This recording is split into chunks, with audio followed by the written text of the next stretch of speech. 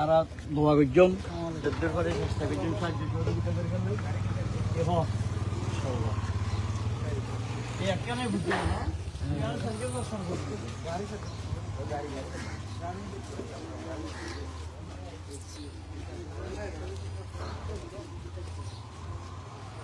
দর্শক আসসালামু আলাইকুম।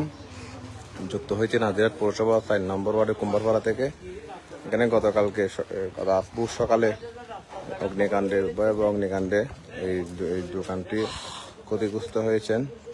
সাথে এখানে কয়েকটা যানবাহন সিএনজি গাড়িও ক্ষয়ক্ষতি হয়েছেন।